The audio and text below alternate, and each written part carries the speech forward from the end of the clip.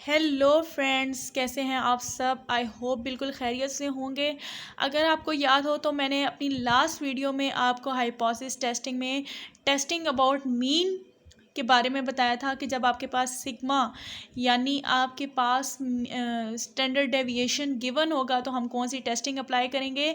तो वो मैंने आपको एक जनरल फॉर्म बताई थी, लेकिन आज मैं आपको उस जनरल फॉर्म को क्वेश्चन के ऊपर अप्लाई करके दिखाऊंगी कि वो जनरल फॉर्म हम क्वेश्चन जब हमारे पास गिवन होगा तो किस तरह एप्लीकेबल होगी। तो अपना मैं स्टार्ट करती हूँ। सबसे पहले मैं क्वेश्चन पढ़ के आपको थोड़ी बहुत जो इन्फॉर्मेशन मुझे समझ आ रही है मैं वो लिख देती हूँ, ठीक है। तो क्वेश्चन कुछ ऐसे है कि टेस्ट द हाइपोथेसिस, यानी हमने हाइपोथेसिस की टेस्टिंग करनी है। At the mean of a normal population with the non variance 70 is 31, यानी वहाँ पे हमारे पास नॉर्मल पॉपुलेशन का जो मीन है वो कितना है 31 है, और विद अ नॉन वेरिएंस यानी उसका वेरिएंस कितना है 70 है। तो मीन बेसिकली हमारे पास म्यू गिवन है, नॉर्मल पॉपुलेशन मीन म्यू हमें दिया गया है कितना है 31 गिवन है, ठीक हो गया। उसके अलावा इन्होंने हमें सिग्मा स्क्वायर गिवन किया है विच इज़ 70, ठीक है। If a sample of size 13 gave X bar is equal to 34, sample size मैंने आपको बताया था कि स्मॉल एन को डिनोट करता है, ठीक है, जो कि हमारे पास 30 के दिया हुआ है, और एक्स बार की वैल्यू इन्होंने हमें दी हुई है जो कि 34 है। अब और इसके अलावा जी और भी इंफॉर्मेशन हमारे पास है। Let the alternative hypothesis H1 mu greater than 31 और अल्फा 0.10, इस चीज़ को हम इधर ही से ले लेंगे। अभी जो हमारे पास बेसिक चीज़ें हैं जो फार्मूला में यूज़ होंगी वो मैंने उसकी डिटेल निकाल ली है जी। अब हमें कैसे पता चलेगा कि यहाँ पर हमारे पास कौन सा टेस्ट अप्लाई हो रहा है। तो मैंने आपको लास्ट वीडियो में बताया था कि जब भी हमारे पास सिग्मा की वैल्यू नॉन होगी, टेस्टिंग ऑफ हाइपोथेसिस हम कर रहे होंगे, हमारे पास सिग्मा की वैल्यू नॉन हो गई तो हम जी टेस्ट लगाएंगे।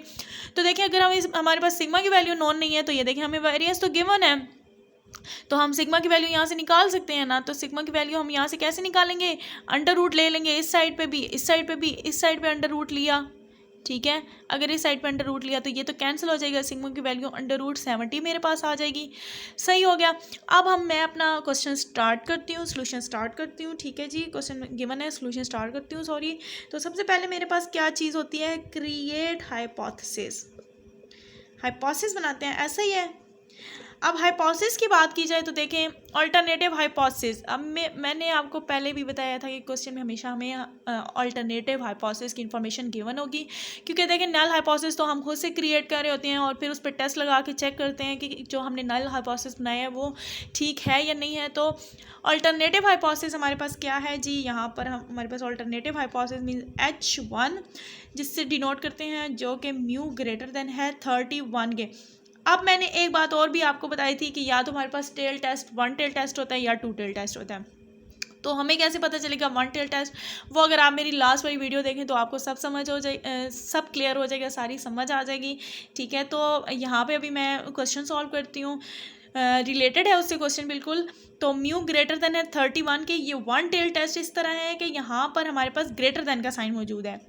यहाँ पर अगर नॉट इक्वल टू गिवन होता तो वो टू टेल टेस्ट में जाता है, ग्रेटर देन साइन है तो इसके ऑपोजिट हम नल हाइपोथेसिस कैसे बनाते हैं, म्यू लेस देन और इक्वल टू। मैंने आपको कहा हमेशा आपने उल्टा लेना है, ठीक है, ऑपोजिट लेना है। ये ग्रेटर है तो ये आप लेस देन और इक्वल टू लेंगे 31 ही, क्योंकि म्यू नॉट की स्पेसिफिक वैल्यू आपके पास, ये बेसिकली म्यू नॉट है हमारे पास, स्पेसिफिक वैल्यू 31 की बना है। तो यहाँ से मुझे पता चल गया, तो ये मेरे पास वन टेल टेस्ट है। अभी सेकंड स्टेप मेरे पास होता है जी लेवल ऑफ सिग्निफिकेंस, जिसको हम क्या बोलते हैं, जिसको हम अल्फा बोलते हैं, ठीक हो गया, जो कि मेरे पास 0.10 गिवन है। ऐसे ही ना क्वेश्चन में देखिए 0.10 वैल्यू मुझे गिवन है। अच्छा, थर्ड चीज़ मेरे पास क्या होती है, टेस्ट स्टैटिस्टिक। टेस्ट स्टैटिस्टिक आप बोलो या आप उसको फार्मूला बोल लो, एक ही बात है, ठीक है। तो z इज इक्वल टू ये आपको याद करना होगा फार्मूला, जो कि हमारे पास होता है X bar minus mu naught divided by sigma divided by under root N. तो फोर्थ स्टेप जो होता है वो हमारे पास होती है कैलकुलेशन, ठीक हो गया। अच्छा, अब मैंने आपको बताया था कि आपके पास अगर सारी चीज़ें मौजूद हैं तो आपने सिर्फ क्या करना है कि आपने जस्ट वैल्यू पुट करनी है और आंसर अपना जी की वैल्यू निकाल लेनी है, सॉरी। तो देखें सब कुछ हमें गिवन है, एक्स बार की वैल्यू भी गिवन है, म्यू नॉट की भी गिवन है, सिग्मा हमने यहाँ से वेरिएंस से निकाली है, एन की वैल्यू भी आपके पास गिवन है। तो मैं यहाँ पे जस्ट पुट कर रही हूँ, एक्स बार की वैल्यू मेरे पास क्या थी 34 minus mu not specific value 31, sigma की वैल्यू √70। अगर आप सिग्मा √70 ये देखें, कैलकुलेशन आपको खुद करनी पड़ेगी। आई थिंक 8.366 समथिंग आता है, ठीक है। तो √n विच इज़ √13 हो जाएगा। तो ये मेरे पास वैल्यू आ जाती है जी, अगर मैं सारा सॉल्व आउट करूँ तो 1.29, ठीक है।